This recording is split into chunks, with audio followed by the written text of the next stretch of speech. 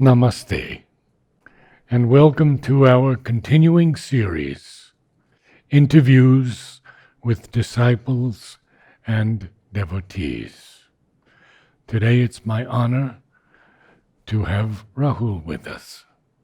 And I know that you have a lot to tell us about your early life and your experiences. So let us feel free to begin our discussion and take as long as we like. How did you first hear of Sri Aurobindo and Mother? Namaste. Um, so this happened during, I think, the first or second year of my undergraduate course. I was doing my bachelor's in engineering in computer science and engineering in Bhopal, Madhya Pradesh, the city I was born in. And one of my very close friends, Aditi, again a happy coincidence with the name, I guess. She came to me, she just called me one day and she said, there is this very good course called Life Beautiful. I want you to do it. It has helped me very much in my life. And when she sent me the details about the course, I was not at all interested. I was an agnostic at that time. Mm-hmm. I really did not care about God or religion. Um, so, and another reason was there was a fee of 2000 rupees that one had to pay. And I just gave her an excuse that I don't have the money to pay the fee. And an interesting thing about this course was that if one followed certain rules, the fee would be completely refunded. Simple rules like coming on time, remaining silent, paying attention, and giving your phones to the instructor. But even then, I was very much reluctant to go to this course. So my friend just said, I'm paying the fees for you. You just go, attend it. So she kind of pushed me into this. And it was a 7-day course by someone named Ravindra Agrawal. He moved to Pondicherry later. I think he's here.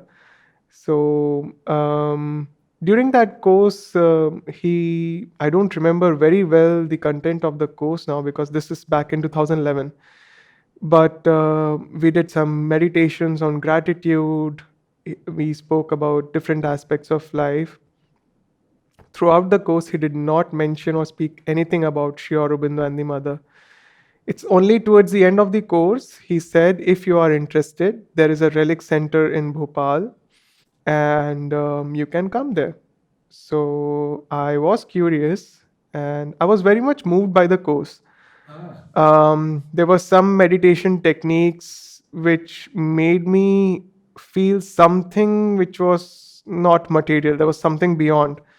And that made me curious and open towards this whole aspect of something which is not material, which is something not tangible.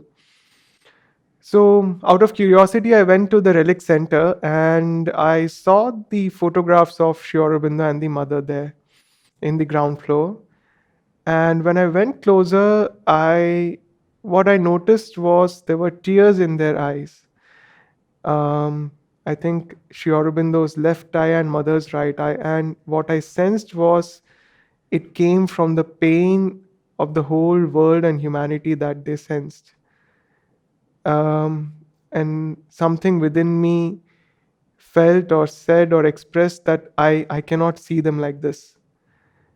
And that was a very, um, I don't know how to express it, but that's what I felt. And then I asked Ravindra sir more about them, and I read more about them on the internet, and I started reading books.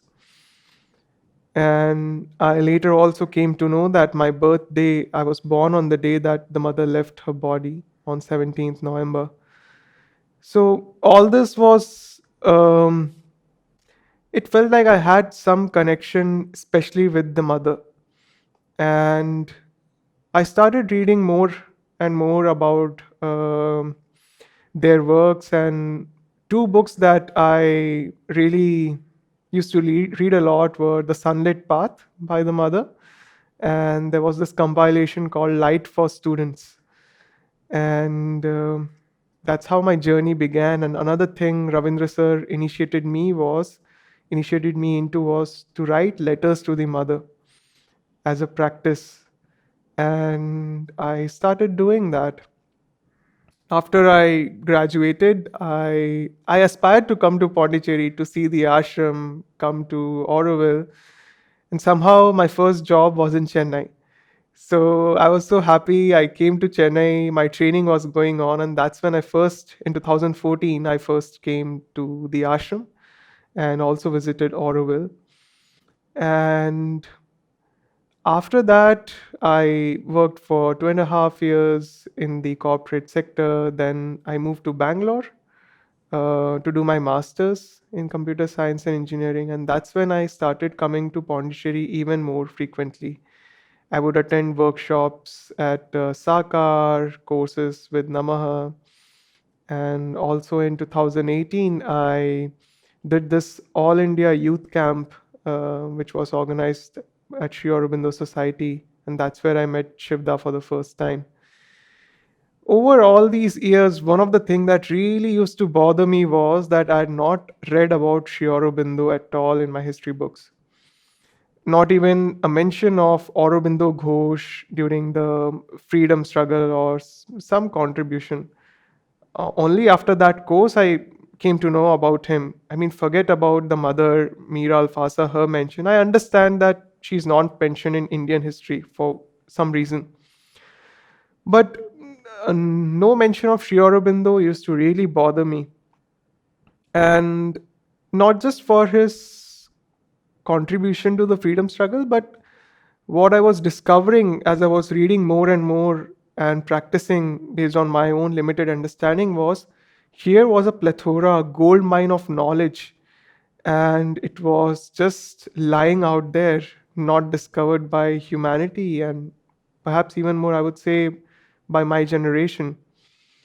Um, because one thing that really drew me towards Mother and Sri Aurobindo was so I did explore different schools of yoga and spirituality Ah, earlier, prior to that, prior yes. to that. But somewhere deep within, what I was seeking was answered by Sri Aurobindo, where he mentioned that it was possible to change one's nature. And personally, I think I was seeking that because I was someone who had a very high ideal and principle and values in life. But at the same time, when I looked at my nature, there were things which were dark, which were very much opposite to it. And I was struggling with that. As And we all do. I did want to ask you about the tears in their eyes. Do yes, you feel it was a vision? no, I still You remember very you clearly their saw it faces. clearly. Yeah, yeah. And I remember which photographs those are. And if we see those photographs even today, we can see it clearly. So, but what I felt was something very personal when I saw those photographs. Yeah. So we'll continue now.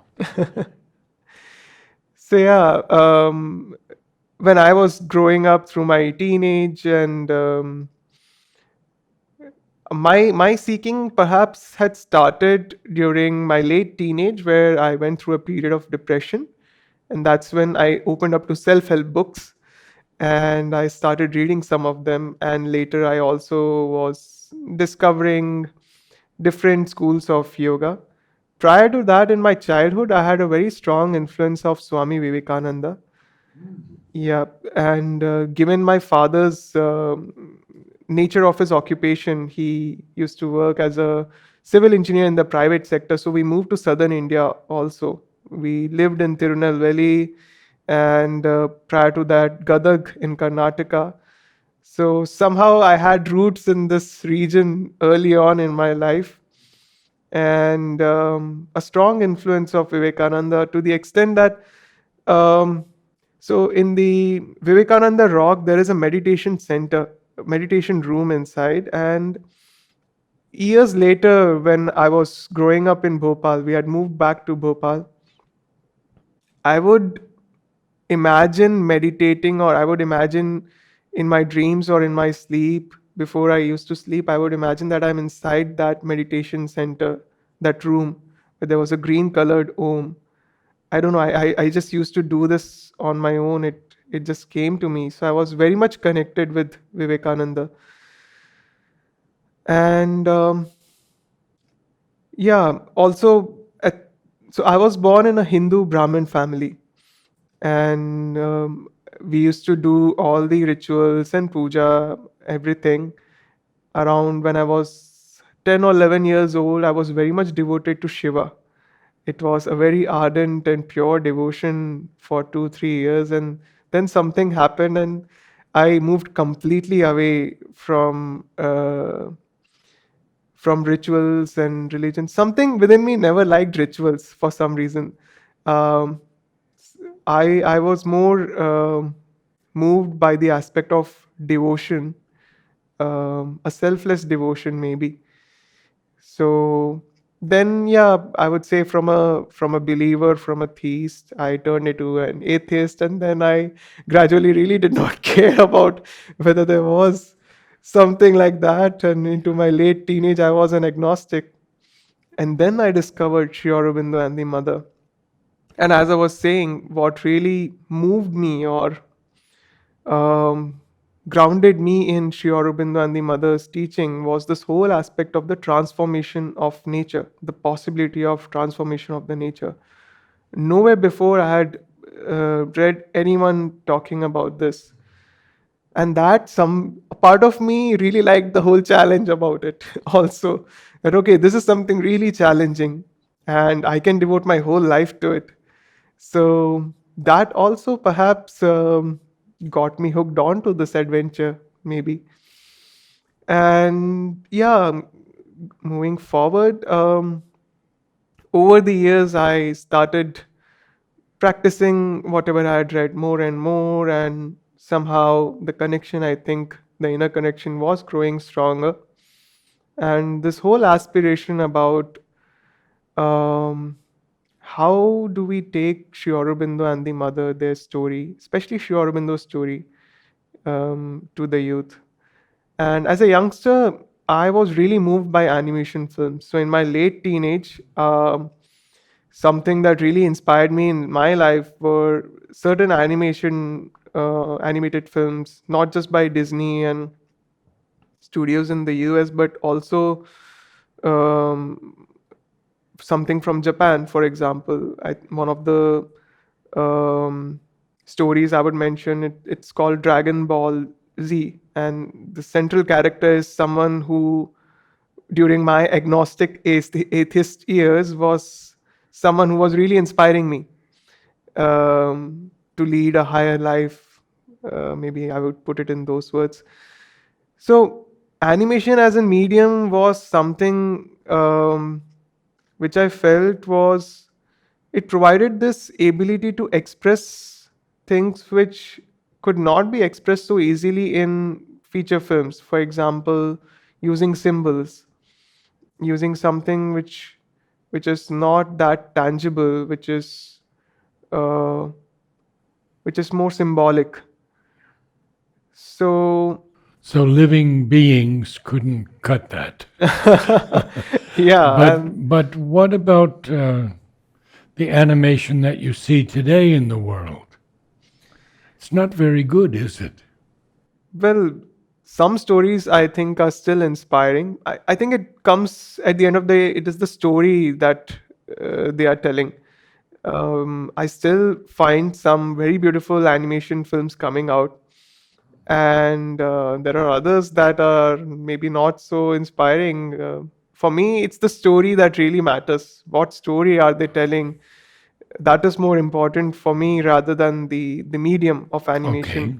From what I understand, the medium of animation provides certain flexibility of expressing forms, but the most important aspect is, for me, is the story. What story are we telling? And I when I was growing up, one of the things I realized is we are all products of our influences. And cinema, media, these I found were very strong influences especially when I was growing up. We were surrounded by all of these things, and I think it's going to be more and more in the coming years. So when I discovered Mother and Sri Aurobindo, I used to wonder more and more, what if we are exposed, or what if children grow up with influences that are more beautiful and inspiring? So I always had this dream or wish that I wanted to have a studio or a space where beautiful and inspiring movies could be created. Um, yeah, so this dream was there somewhere, and yeah, as I was saying that in 2018 I did the All India Youth Camp, which is organized by Sri Aurobindo Society, and that's when I met Shivda. And in one of the informal conversations during the evening, I found that he also was very much open to animated films. We both were talking about our favorite animated films. We were Ah, discussing all that. And I saw that he was open to this. And later in 2020, as we know, that the pandemic happened. But something that year, from the beginning of that year, something within me very clearly said, you have to be at Pondicherry on your birthday. And this was a very clear inner voice. And a few years prior to that, I had kind of made this a practice to be here on my birthday, given what Mother and Sri Aurobindo had said about the significance of birthdays. And my birthday happening on a Darshan day, I like to be in Pondicherry. I like to come here. it was also Narod Baran's birthday. Okay, November 17th, he was born. okay. So he would have to put his birthday to the 18th and celebrate it on the 18th. Yeah. But you have an illustrious friend in your birthday cycle. So please continue. Yeah, so that year it was very strong, and there was a clear inner voice saying, you have to come to Pondicherry on your birthday. And I had gone to the US with my mother. My sister used to live in the US before the pandemic, before the outbreak, before all flights were cancelled. I was already in the US. I was supposed to come back. But me, my mother, we both were there with my sister for 5.5 months.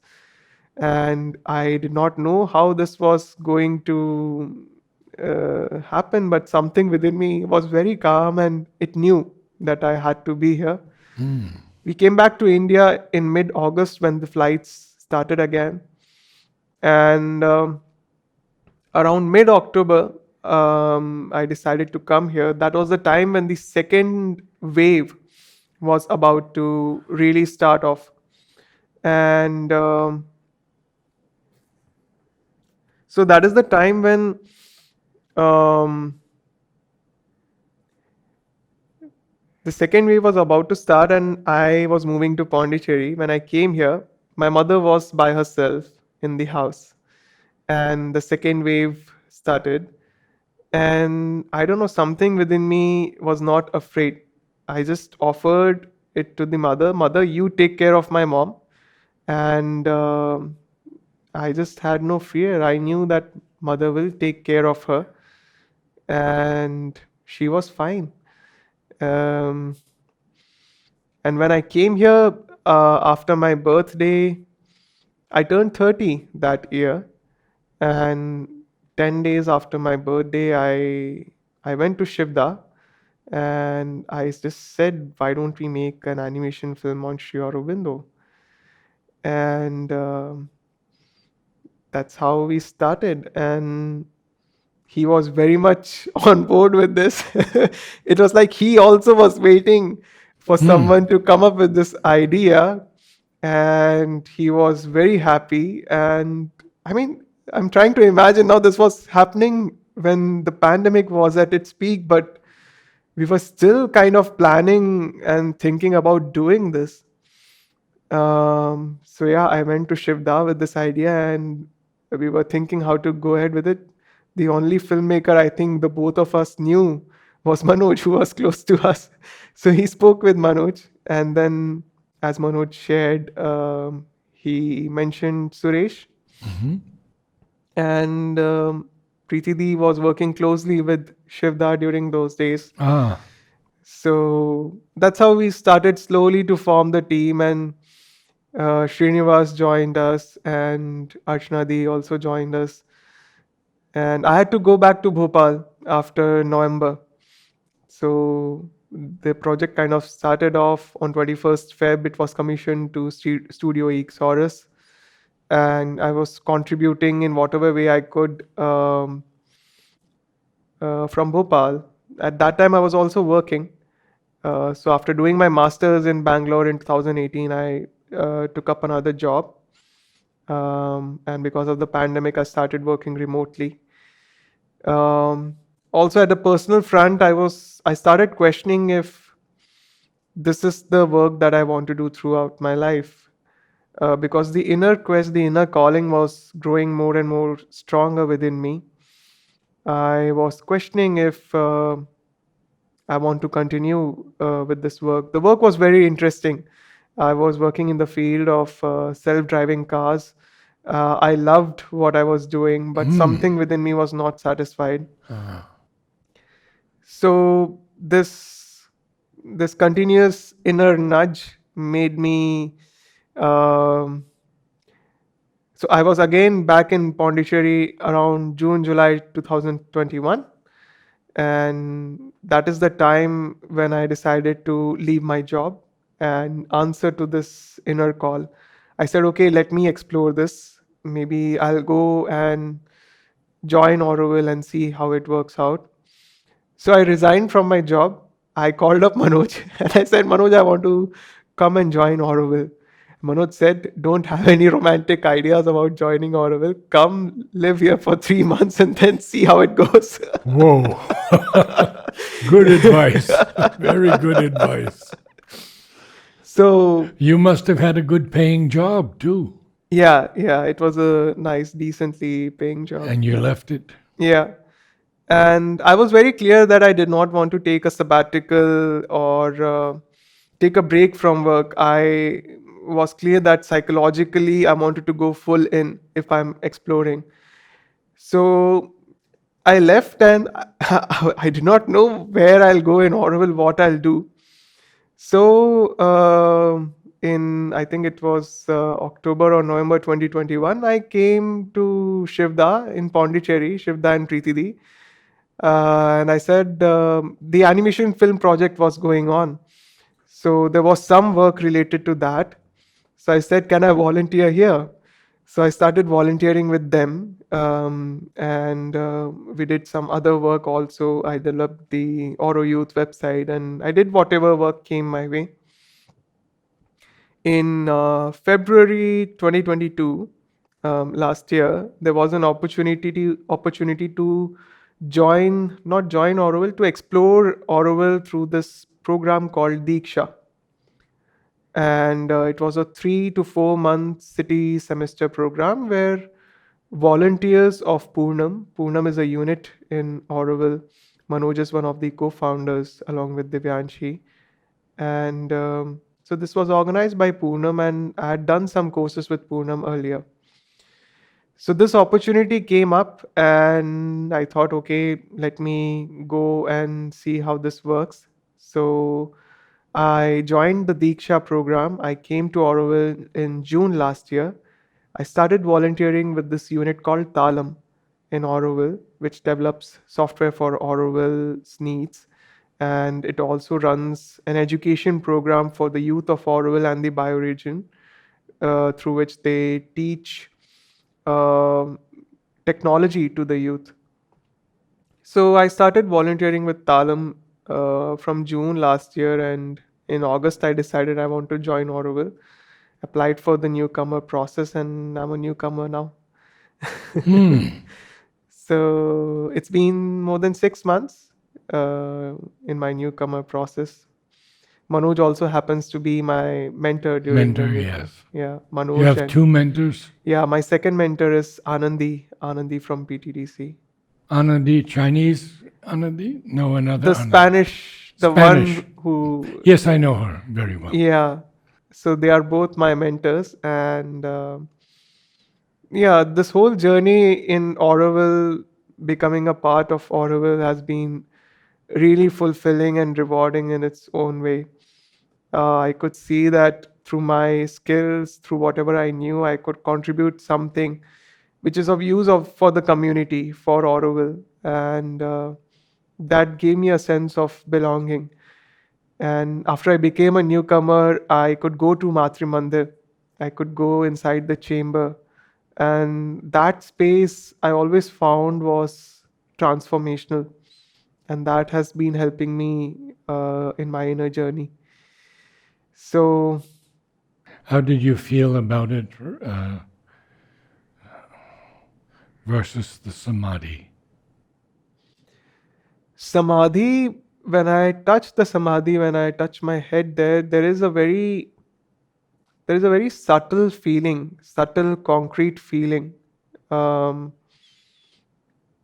Whereas at Matri Mandir, it's more for me the silence in the inner chamber. And what I've observed is there's something in that space which has the ability to shift the psychological state.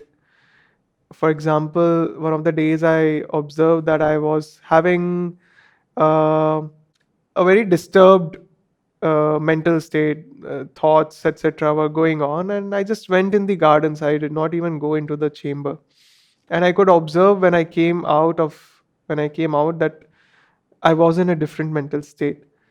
So what I've observed is that whole space has this energy or this presence.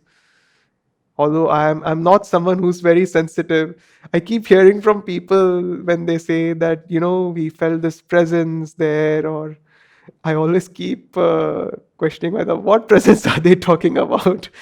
I'm not really open to feel concretely that presence, but I can observe my mental state, a change in that. And based on that, I can say that yes, in Matri Mandir, in the garden, in that space, there is something which has the power, the influence of changing one's inner state. Mother told me the gardens of the Matrimandir are as important as the Matrimandir. Yeah, I always keep wondering what a challenge it is to build those gardens. That, from what I understand, when one goes into the garden of, let's say, wealth or progress, one's inner state should kind of commune, and one should feel that. Mother expressed all of this to me. Hmm. She said, when men enter, they will say, ah, this is it. And they will feel physically and concretely the significance of each garden. And she says to me, in the garden of youth, they will know youth. In the garden of bliss, they will know bliss. And that's what you're feeling. It's not there yet. It'll go through many evolutions, Right. but it will be exactly what she said. What a beautiful vision. Imagine just going to a garden and feeling bliss, a possibility like that Knowing existing, bliss, not feeling bliss, knowing bliss. knowing. Hmm. You will experience, you will know bliss. It's an intuitive knowledge. So let's go on about the film now. So, yeah, the film, we started back in November 2020. Um, but since then, since the beginning itself, it was very clear to me that this was just part one. Uh, Ah, this is the story of Sri Aurobindo. Um, I was very clear that there had to be a part two. And when this film was getting, when we progressed with the film, when it evolved over time, and how We saw the story evolving. It became more and more clear to me that there has to be the second part has to be about mother's journey from Mira Alfasa to the mother, her own Yes. childhood and youth and her experiences, and that has to connect where this film has introduced the mother. And then the third part has to be about the work that they both did together, the integral yoga. So in my mind, this is very clear that this is not just Good. this is just the beginning. The Yeah. first part is just the beginning. There has to be at least two more films, one on the mother and one on the work that they both did together. And I don't know, maybe a fourth and fifth part. Let's see. Uh, but because this will require a substantial amount of effort, which you've already experienced while making the first film, um, it became clear that um, more resources have to be pooled in. And this is where that dream about an animation studio or a space where beautiful films could be made came up again. And this is something which became a collective aspiration. Um, so what I did was, as Manoj shared, that on 15th August, when this film premiered, I created a WhatsApp group for the second film. Um and I also created another group for this studio, which I wish and I hope and I dream that could come up. So when I started visiting Pondicherry, one of the things, one of the dreams or wishes which was it started developing was if there could be a space where people from ashram, from society, from Auroville, they could come together, artists who could come together and create something beautiful. Um, so this was a dream, and I still hold this very close to my heart. And it's a wish that there could be a space where people could come, and not just from these communities, but outside as well, who would be inspired and who would love to create things of beauty and inspiration. And yeah, that's what I'm looking at. Maybe for the second and third film, you could have one studio here. I don't know where. Do Maybe you in, think it might be possible in Oroville? yeah, maybe. Why not? I really do not know how or where it will manifest. Yeah, but I would love it if it can be in Auroville. And There's a lot of land in yeah, Oroville that's yeah, not being used, right. Yes, and it needs to be used. yeah, We can all have a collective aspiration for that. yeah. Do you see this happening in your life? Of course. Ah, there we go. That's the first definite statement. Do you see it happening in the next 10 years? My aspiration is on Mother's 150th birth anniversary in 21st on 21st Feb 2028.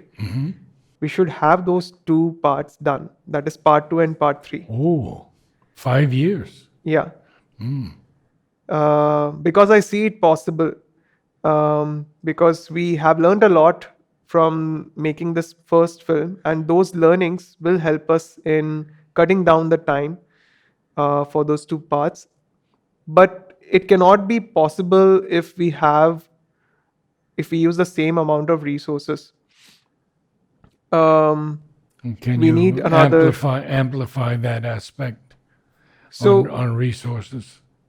if we work with the same number of animators, the same team size, then it will be difficult. Then this will take longer. But if we have a bigger team size, more number of artists working on this, then we can reduce the time. And yeah, I really am looking at mother's 150th birth anniversary as the date where we could have all these three films together. Um, and I have more dreams. If the studio is ready, then another thing I have in mind is Savitri. There could be a complete web series or a series of episodes on Savitri itself. Because Mother, in her own way, had started it. There were drawings, paintings on Savitri, and there's music and her voiceover also. How can we take Savitri through the medium of animation? Like each episode could be maybe a chapter or a portion of Savitri, and the whole Savitri can be made in animation. Maybe a canto. Yeah, that will be a mega project. I know that that will be a huge Yeah, but project. that's fine. But I think that will be amazing, and it will be such uh, something of priceless value. It's essential. Yeah, I know it. I feel it. yeah, I would offer my whole life for that. yeah, Yes. And Savitri is his greatest work. yes. Mother has told Udar, it's a mantra for the transformation of the world. So let's continue on with a question. Would you feel it to be done in the same manner, the second and third and fourth, as the first? I don't know. Ah, I don't really know. When we started this film, I'm not someone who's from art background or who is into animation. I mean, I did very basic animation as part of my exploration into it. But I'm not someone who's very much artistic, let me put it that way. I just knew this has to be done. And I was part of the team. And I just saw. in what way did you contribute to the team? We haven't talked about that. Yeah, so I assisted Shivda, Preeti Didi, when the emails had to be sent to all donors with the receipts, gratitude emails, we sent gifts to the donors, and we used to receive the script from the studio. So the whole team used to review it. Some material had to be studied for research purposes, things had to be organized. So there was no fixed rule. I did whatever work came my way. The website was created by Ananda initially, and it had to be maintained because he left Pondicherry. He went to the US. So any changes to the website that had to Ananda be done. Namaste. Yes. Okay, Yeah. I know him well. Yeah. He's in Lodi now. Yeah, yeah. So he created the website initially Ah, when we were launching the trailer back on 15th August 2021. So he developed the initial website, and after that, any changes that had to be done in it, um, so I made those changes and sending emails, mass emails. So didn't really have a fixed role. I just assisted the whole team in whatever way I could. Yeah, that has been my work, my contribution. wonderful. I'd like to ask you a little bit more about your inner journey Mm-hmm. because you've talked a little bit about it, Yeah. and now we've gone into the film itself. But can you share some more of your experience, your learnings with Sri Aurobindo and Mother, and their works? Okay. So as I mentioned, I for me this whole aspect of seeking started in my late teenage years when I went through a period of depression and I opened up to self-help books. Um, Did they actually help? they, I think, gave me a direction. Hmm. Um, I learned whatever I could from them, but they moved me forward, I would say, in their own Okay. way. Um, my exploration of the teachings of Sri Aurobindo and the mother, the main aspect of, I would say, over the years, my connection with the mother, relying on her, that was really something. It was like the foundation for me, because I went through a very difficult period of depression later on, also from 2018 onwards. Oh, So, in my late teenage years, I was introduced to sexuality through pornography, like I guess many other men of my of age course. and generation. And later on in my life, this perhaps because I was practicing yoga, I was doing sadhana, this came up as a challenge, more and more challenge, because I was becoming more and more aware of what was going within myself, all the thoughts, memories, and movements. So this became a challenge, and I also went through a difficult period. And in that period, um, this reliance on the mother, those writing those letters to the mother, um, that was something which I would say kept me alive. Because I came across some very interesting messages. One of them was that you would be given difficulties and challenges which are only proportionate to what your soul can withstand.